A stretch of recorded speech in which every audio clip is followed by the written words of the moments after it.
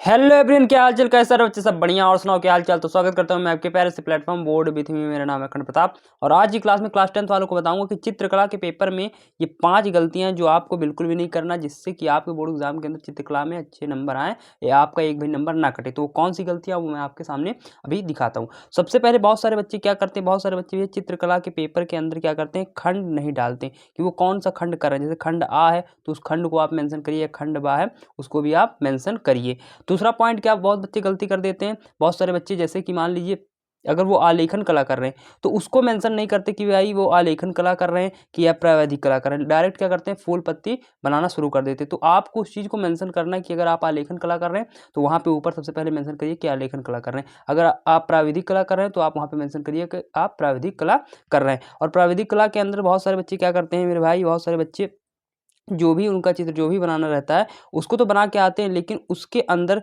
जो कि रचनाएं जो किए रहते हैं उनको वो पॉइंट आउट नहीं करते, उसको नहीं लिख के आते। तो उसको भी आपको लिख कर जरूर आना है। अब देखते हैं तीसरी गलती बहुत सारे बच्चे क्या करते हैं। बहुत सारे बच्चे ऐसे होते हैं जिनको क्या होता है भाई, केवल उनको पता होता है कि मुझे फूल बना के आना। जैसे कि दे दिया आपको कि भाई 14 सेंटीमीटर भुजा के एक वर्ग में आप जो है कमल का फूल बनाइए या फिर गुलाब का कुछ भी दे दिया, तो उनको यही नहीं पता कि वर्ग क्या होता है। ठीक, तो आप ये जान लीजिए कि जब भी आपके बोर्ड परीक्षा के अंदर कुछ भी यहाँ पे वैल्यू दिया रहे, अगर वर्ग में कहता है तो समझ जाइए कि आप स्केल लेंगे। मान लीजिए मैं यहाँ पे एग्जाम्पल के 14 सेंटीमीटर ले रहा हूँ, वहाँ पे कुछ भी आ जाए तो जब भी वर्ग कहेगा तो ये समझ लीजिए कि ये एक भुजा हो गई, इसकी दूसरी भुजा हो गई, तीसरी भुजा हो गई और ये चौथी भुजा। मतलब कि चारों जो है मेरे भाई, चारों को आप स्केल की सहायता से पूरा 14-14 सेंटीमीटर चारों भुजाओं को आप नाप के बनाएंगे। क्लियर मेरी बात? आगे बढ़ते हैं। कभी कभी आपके बोर्ड एग्जाम के अंदर ऐसा भी क्वेश्चन आ जाता है कि भाई 15 × 20 सेंटीमीटर भुजा की एक आयत में जो है कमल का फूल बनाइए या फिर किसी भी पुष्प को बनाइए आप।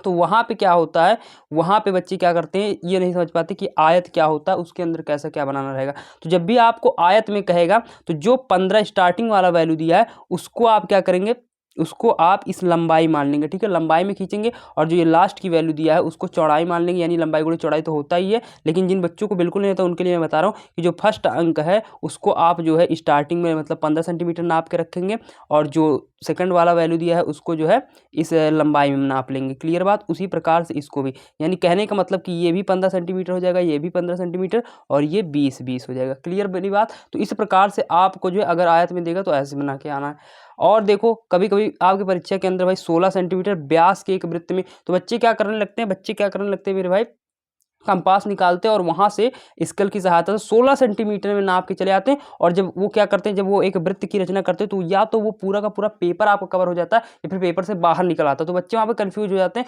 बच्चे कहते हो सकता हो कि यहाँ पे वैल्यू कुछ कम दे दिया, थोड़ा सा कम करके बना लेते। तो मेरे भाई यहाँ पे व्यास कह रहा, व्यास का मतलब कि आपको हमेशा जब भी व्यास आएगा तो जो भी वैल्यू साथ में रहेगी उसका आप डायरेक्ट आधा कर देना। यानी कि अगर 16 यहाँ पे है तो आप 8 सेंटीमीटर त्रिज्या लेकर मापना। ठीक है, अब आपको तो यहाँ पे त्रिज्या समझ में आएगी नहीं तो आप उसको भी भूल जाइए। आप ये समझिएगा केवल कि जो भी वैल्यू दिया उसको आपको आधा करना है। कब, किस केस में? जब व्यास दिया रहेगा और जब वृत्त के अंदर पूछेगा तब। तो 8 सेंटीमीटर त्रिज्या लेकर आप जो है एक वृत्त बनाएंगे और उसके अंदर फूल की रचना करेंगे। बहुत सारे बच्चे ऐसा मिस्टेक करते हैं। ये बातें हो गई, आगे बढ़ते हैं। चौथा मिस्टेक क्या बच्चे करते हैं मेरे भाई, चौथा मिस्टेक ये करते हैं कि भाई आलेखन, जैसे कि कभी कभी बोर्ड एग्जाम के अंदर ऐसा आ जाता है, क्वेश्चन के अंदर ही रहता है कि आलेखन मंदिर के फर्श युक्त चिकना हो। यानी कि वहाँ पे क्वेश्चन में ये लिखा है कि जो आप आलेखन, जैसे कि मान लीजिए कि मैं यहाँ पे क्या कर रहा हूँ, मैं मान लीजिए कोई भी फूल वगैरह कुछ भी बना रहा हूँ, ये तो ये जो फूल वगैरह मैं बना रहा हूँ, ये इसका कहने का ये मतलब है कि जब भी मैं यहाँ पे इसको रंग रहा हूँ तो ये भाई मंदिर के फर्श, जितना चिकना मंदिर का फर्श होता है उसी की भांति जो है आलेखन हुआ रहना चाहिए। ठीक है, कलर उसी प्रकार से होना चाहिए। तो बहुत सारे बच्चे समझ नहीं पाते और इस आलेखन के अंदर क्या कर देते हैं मेरे भाई, इस आलेखन के अंदर वो क्या करते हैं, मंदिर वगैरह बना के चले आते हैं, जो कि क्या हो जाता है, बहुत ही बड़ी मिस्टेक हो जाती है। ठीक, तो इसको आपको बिल्कुल भी ऐसा नहीं करके आना। पांचवा पॉइंट देखिए, जैसे कि स्मृति चित्रण में बहुत सारे बच्चों को कंफ्यूजन रहता है कि भाई चित्र कहता है कि 15 सेंटीमीटर से छोटा ना हो। तो बच्चे क्या करते हैं मेरे भाई, बच्चे करते हैं कि भाई 15 सेंटीमीटर से छोटा नहीं होना चाहिए। वहाँ पे क्लियर मेंशन है कि 15 से छोटा नहीं होना चाहिए, इससे बड़ा आपका हो सकता है। ठीक है, इससे बड़ा हो सकता है, लेकिन बहुत बड़ा भी मत बनाना। क्योंकि अगर आप मान लीजिए आलेखन कर रहे हो या फिर प्राविधिक कला, क्योंकि वहाँ पे एक पेज की ही कॉपी मिलती है, तो स्टार्टिंग के पेज के अंदर मान लीजिए आपने अगर फूल वगैरह बना लिया या फिर मान लीजिए आप प्राविधिक कला कर रहे हैं तो वहाँ पे अलग से कॉपी मिलेगी उसके लिए, तो वो तो मान लीजिए आपका मामला अलग से रहेगा। तो आपने मान लीजिए फूल वगैरह यहाँ पे बना लिया, तो पीछे के साइड जो है आपको 2 फिगर स्मृति चित्रण के बनाने रहेंगे। तो आप ऐसा कोशिश करिए कि 15 से लेकर आपका 20 सेंटीमीटर के बीच होना चाहिए, इससे 15 से छोटा बिल्कुल भी नहीं होना चाहिए। तो इस बात को आपको अपने दिमाग में रखते हुए चलना है। और बोर्ड परीक्षा के अंदर चित्रकला के पेपर में अगर ये 5 गलतियाँ आप बिल्कुल भी नहीं करते हैं तो मेरे भाई आई एम डैम श्योर कि आपके बोर्ड एग्जाम के अंदर अच्छा नंबर उठेगा चित्रकला के पेपर में। तो चलिए क्लास को एंड करते हैं। Thank you.